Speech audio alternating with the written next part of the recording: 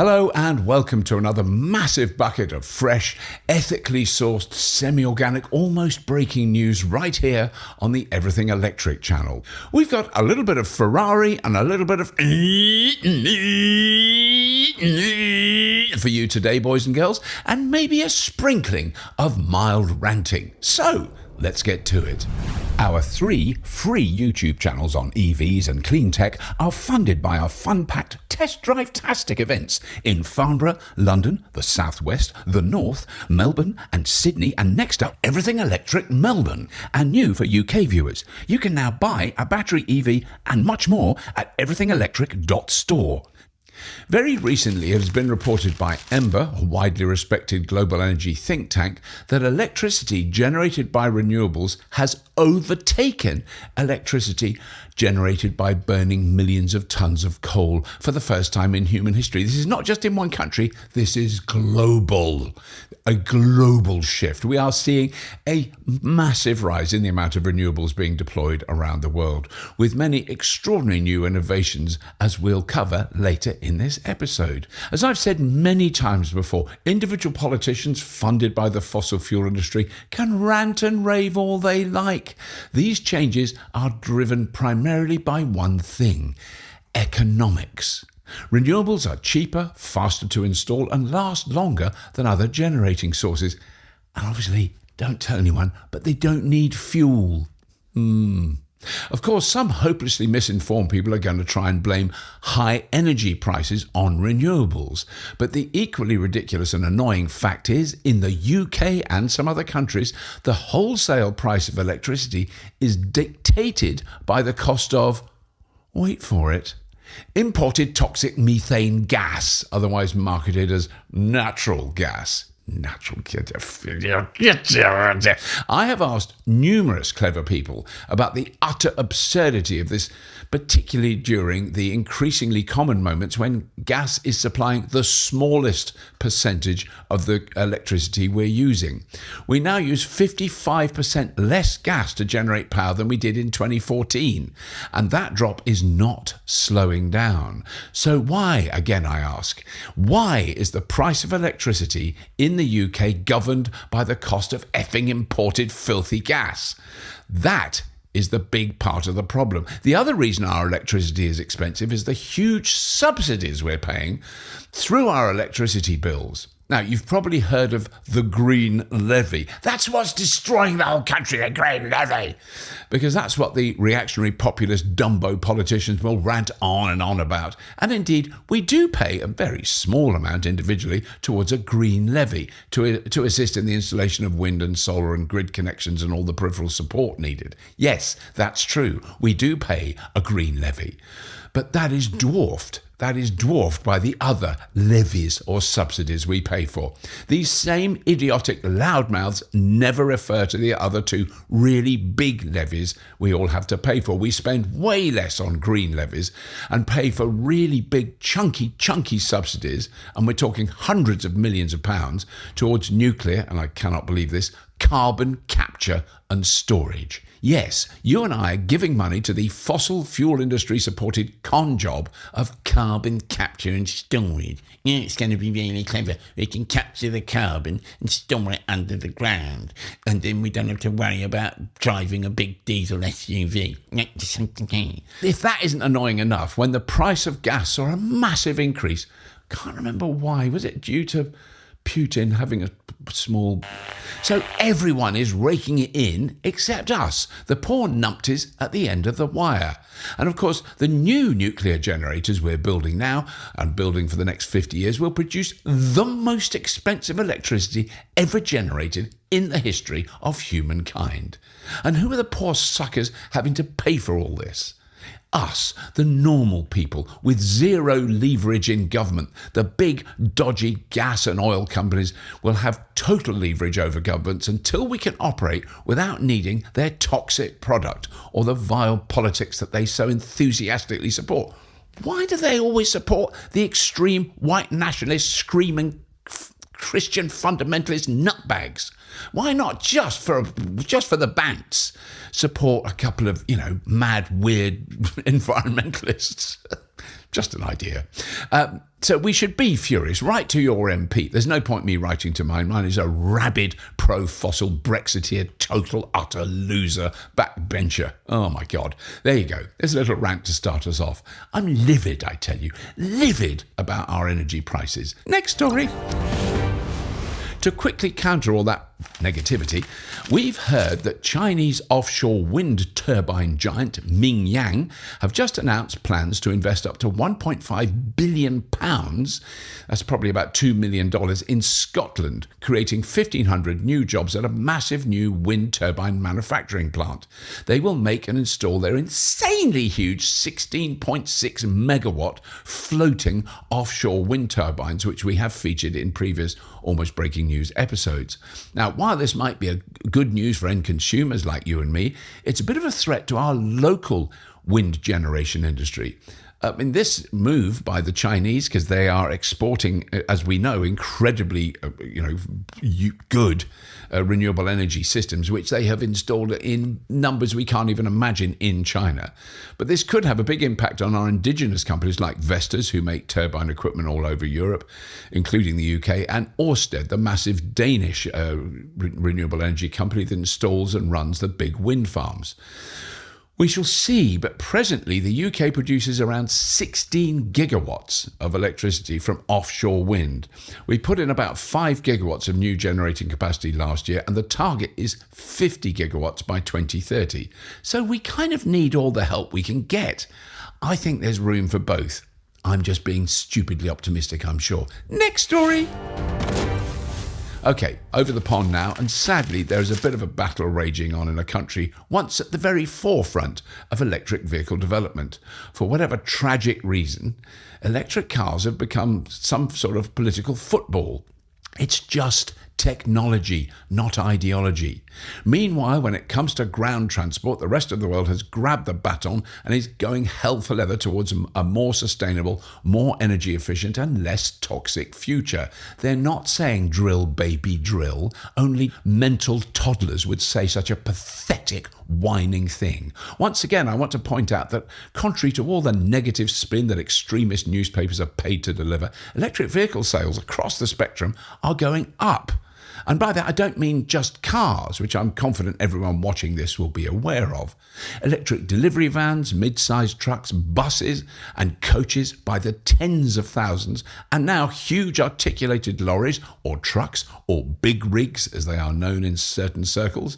These are all increasingly electric and all seeing increased sales and, of course, massive reductions in running costs. And yet we still see stories by desperate pundits that sales of EVs have dropped, which is weird because around the globe and recently even in the United States, sales have gone up. Both BMW and VW have announced significant increases in their sales of electric cars. Sales of diesel and petrol are both down again. Catastrophic drops there. All the metrics from every country that is allowing electric vehicles to exist, so obviously not Russia or North Korea or any of those lovely countries. All these countries are seeing very significant increases in sales and, of course, huge increases in second-hand car sales, second-hand availabilities, in massive increase there. And even in China, where over 50% of new car sales are already electric, they've seen a massive increase in electric vehicle sales this year. They've just reported... This is crazy. They've just reported that 1.6 million new electric cars were sold in September alone. That is mind-melting. This is how my mind melts. Anyway, so don't believe the pathetic whining of the fossil fuel lobby as they scrabble around looking for excuses to keep us burning their toxic products. Losers. And I do live in the real world. I'm super aware that we are still hugely dependent on drilling, pumping, storing, transporting, refining and burning billions of barrels of fossil fuel every day. But the overall amount is very slowly going down. And truly, we have barely started this journey. Electric ground transport is a disruptive technology, and it is now finally starting to disrupt. Okay, next story. This is another story from China. Well, this is from the China Electric Vehicle Post, an independent website covering the massive array of new energy vehicles coming out of China. Giant Chinese car maker BYD, who had a very impressive stand at our recent Everything Electric event in the south of England, have just built their 14 millionth car. But they didn't make it in China. Ooh. No, this one was made in their massive factory in Brazil. They make the cars all over the world. And last week, the 14 millionth to come off the production line was the 170,000th BYD car to be built in Brazil. To put that huge number into perspective, Tesla have now manufactured a global cumulative total of around 7 million in roughly the same period as a BYD made double that. I'm just pointing that out. It's just numbers. Next story. This story is from friend of the show, Giles Parkinson, writing in Renew Energy in Australia. Very recently, Australia's main grid reached a new renewable record share of 78.6% of all the electricity generated on that day coming from renewables. It's an amazing turnaround in the country that was, really until fairly recently, coal-burning central. Of course, this national achievement was a bit overshadowed by an even more spectacular event in South Australia, which reached a new peak of 155.3% of renewable energy later in the same week. 155% makes no sense until you realise that South Australia actually exports huge amounts of renewably generated electricity to the neighbouring state of Victoria. But to counter that positive news, South Australia has some very high domestic electricity prices, a bit like us here. Even though they can generate these high percentages from cheaper, cleaner renewables, they are still occasionally relying on burning very expensive, dirty coal and gas. Oh, and guess what? Of course, the price of wholesale electricity is set by the cost of burning gas and coal. Isn't that lovely? So even when there are days, and it's a very regular occurrence in South Australia, when all of their electricity is coming from renewables, the poor suckers paying for the power at the end of the wire are still getting screwed. Maybe not as much as some of us here, because a huge number of homes in South Australia already have solar and batteries, so they are using less and less power from the grid. What this shows us is that grid systems all over the world are still operating, not the wires, they're fine, but the legislation is operating as if they were in the 1950s, when a lot of the networks we now rely on were built. We kind of need to modernise a bit. Not, as I said, the wires, they're okay. It's the legislation that governs the system. Renewable energy is a disruptive technology and it's in action now. It's always going to be messy. We've bashed what was a wasteful but functioning electricity generating and distribution system into a right mess by generating electricity all over the place. And we need to sort out the legislation that isn't, and I hate this term, fit for purpose. I actually use that term. I don't like that term at all. Next story. This is a little report from me sitting in a very fast and occasionally rather noisy electric automobile. Okay, so I'm sitting in a car that Jack reviewed earlier this year or maybe last year. This is the Hyundai Ioniq 5N. Imogen drives a Hyundai Ioniq 5, really sensible car, really spacious, really fuel efficient, really, energy efficient, really, she loves it. She loves driving it. This is an amazing car to drive, really comfortable, all those things. I'm not going to even begin to do a review on it. This is just to go through the psychology of what happens with this vehicle. So I'm now it's very quiet. I'm going to accelerate away from here with some gusto. Because it's a high performance car. So there we go, had a little bit of wheel slip there, and I'm now doing the speed limit. So it gets to the speed limit in about under 3 seconds. It's very, very rapid. And that is not remarkable. There are numerous electric vehicles that can do that, and they're all very impressive and they all go very, very fast. None of them that I've driven quite do this. Okay, so I'm going to slow right down again. You may be able to hear a soft purring in the background. What am I in? Second gear. Okay, here we go. Exactly the same thing. Same speed. There's no difference.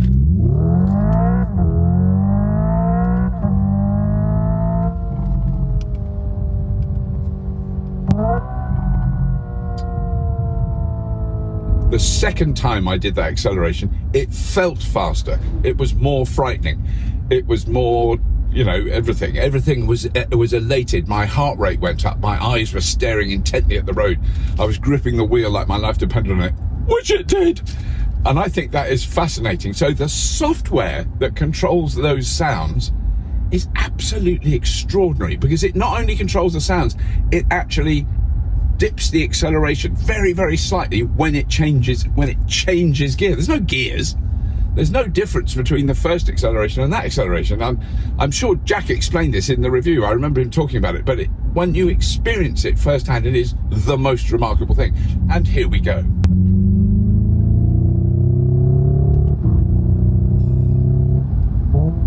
Ooh, hear that burble. Enough. Data centers. They are huge. They cost billions. Everyone in the world is utterly in love with AI. It's all anyone can talk about. AI this, AI that. Okay, not the 790 million people in the world with no access to electricity. Forget them. Everyone else. All I hear is loud tech bros with trillions of dollars going on and on about how brilliant AI is going to be. Isn't that lovely? But here's something I hadn't considered, and I certainly haven't heard about it until very recently. There have been an increasing number of fires at dozens of the new supermassive data centers around the world. Now, I knew there were massive problems with these rapidly developing energy-gobbling monsters. There are multiple examples in the USA of the people who live near these huge facilities being very negatively affected. For one thing, as always in corrupt societies where the rule of law is but a memory, the big powerful companies behind the massive AI bubble in the USA will do deals with local power companies to secure cheap electricity. The extra costs incurred by the power companies are then passed on to the local community. Isn't that lovely? And these massive structures, full of densely packed, very hot servers in very hot climates, which need massive energy-sapping cooling systems, adding yet more energy demand to AI data centers, each one of which use as much electricity as a large city, and a large city that's running at 100% 24 hours a day, a proper city that never sleeps. Oh, they just love electricity, these new things. The wires, the racks of servers, the routers, and all the peripheral electronics inside the sheds get hot, sometimes very hot. We all know they need gargantuan amounts of water to try and cool all this equipment, which is, of course, a massive unspoken problem in desert areas where land is cheap and water is scarce. I wonder if that affects the local community. Of course it does. Isn't that lovely? Now, fire departments around the world are beginning to find out that damn things keep catching fire. And yes, some of the fires are started by the uninterrupted power supply, i.e. the batteries. But the majority are down to the compact nature of the way thousands of servers are packed into the building, a system that eventually overheats and bursts into flames. And these fires are really hard to put out. And of course, loads of toxic fumes for the fire department to have to deal with. And they are happening all over the world, and I've seen nothing about this in the mainstream press. And where does all the electricity come from to keep these massive AI data centers running? For over a decade, I had endless know-all men telling me in comments on YouTube that there wasn't enough electricity to power all these fancy electric vehicles. I still have yet to hear any know-all man say there's not enough electricity to power all these fancy AI data centers. No one said that. But there really isn't enough power. So who do the big brave tech bros hire to install massive gas turbine generators to run their divine, above all criticism creations? In the case of OpenAI, they're OpenAI, they're free, they're loving, they're beautiful, they're benign. OpenAI, as it embarks on a manic spending spree to fund the rapid construction of behemoth power-guzzling data centers to fuel the AI boom, they have hired a new energy chief. Well, that's very sensible, that's a good thing to do. An official from the Trump administration who is a dedicated champion of methane. Oh, I beg your pardon, natural gas. Natural gas, you know it's okay because it's natural.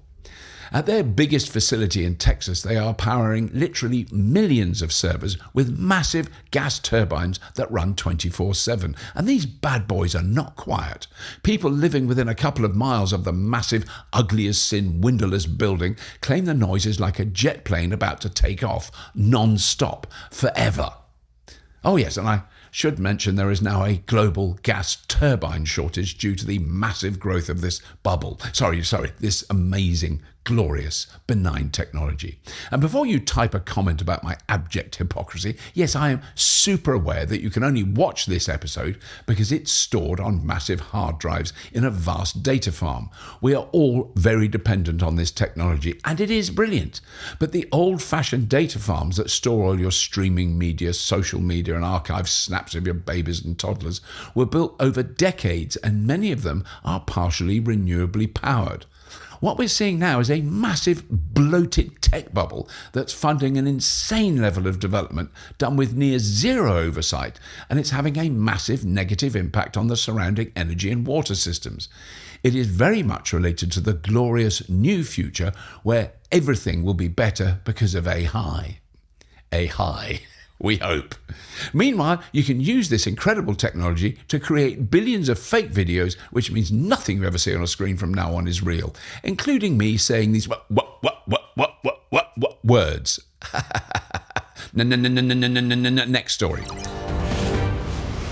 The bosses at Ferrari have always been a bit EV skeptical. Just a bit. In 2011, the boss at the time, Luca Di Montezemolo, said, "I don't feel they represent an important step forward for fighting pollution, CO2 and the environment." Do you know what I did? I didn't do an Italian accent when I said that, and I'm proud of myself. Then in 2020, CEO Louis Camarelli, okay, that's how you say it, said Ferrari would never make a fully electric car. Cut to 2025, and Jack went to see what Ferrari are up to. And yes, they're now making an electric car. Hold on to your comment section, people, because the electric Ferrari is almost here. It's called the Electrica, and today we get our first look at it, or at least some of its bits. And it's fair to say Ferrari have not messed about. The 4 electric motors are similar to the one found on the front axle of the F80 hypercar, and they combine for over 1,000 horsepower. The front axle can be decoupled entirely for rear-wheel drive sideways action, but fear not, even with just the rear motors, it can produce 8,000 Newton meters of torque. Perhaps most exciting is the gearbox. It has one, sort of. Ferrari calls it torque shift engagement, and basically there are 5 levels of torque that you can bang through using paddle shifters, simulating gear shifts. You can shift down for engine braking too. It makes noise too, but not fake V12 sounds blasted through a speaker. A tiny sensor inside the motor casings picks up vibrations and amplifies them through the speakers, but it's real noise. The battery itself is, according to Ferrari, the most energy dense of any electric car ever, and is integrated into the chassis as a structural element, improving stiffness and reducing weight. A chassis which, by the way, is noticeably short. It looks like this is going to be a smaller car than we might have expected. Ferrari hot hatch, anyone? Last story. Okay, I've done a bit of ranting today. Let's end on a high note. A really high note. China has just launched the biggest ever floating turbine, but this one doesn't float on water. This one floats in the sky. The Airship, like S1500, is as tall as a 13-story building when it's moored at the ground level, so it is quite big. And it recently became the first turbine of its kind to generate 1 megawatt of power during a test flight at a desert site in China's western Xinjiang region. Now, I love this idea. Yes, I can see all the constraints, but the higher up you send this massive turbine balloon, the more you are guaranteed constant wind speeds. I've seen this idea tried out before. I think I've got a feeling it was in Germany. I'm not sure, but I know it's been done before, but on a very, very much smaller scale. This thing is a monster. It's designed in such a way as to capture as much wind as possible and send it through the 12 turbine blades surrounding the central nose. Kind of barking mad and also genius. I want one floating at 40,000 feet tethered to my back garden. Okay, I know I live under a flight path and it would wander all over the shippity shop, but I would have 1 megawatt of uninterrupted power. Oof. I've just thought, oh my God, I've just had an idea. If you had 40,000 of these things floating high in the sky above a desert AI data center, just a small one, that's you could almost power half of it probably for a bit of it. Anyway, that's enough. Our next live event is Everything Electric in Melbourne, Australia. Can't wait. And if you're in that neck of the woods, do come and see us. We will have a very impressive launch of the first event we've ever done in Victoria. Also, please do subscribe to this channel. I know people say this all the time, but we know from our stats that the majority of people who watch this show are not subscribed, and that's fine. But think of it this way, it doesn't cost you anything, and it really does make a difference to us, because the lovely folks at YouTube do all their weird, algorithm-y rubbish, and our views really go up with the more subscribers we have, because they push the shows out to more people. That's all. I won't go on about it. Do tell your mates about it, and we hope to see you at one of our live events. And as always, if you have been, thank you for watching.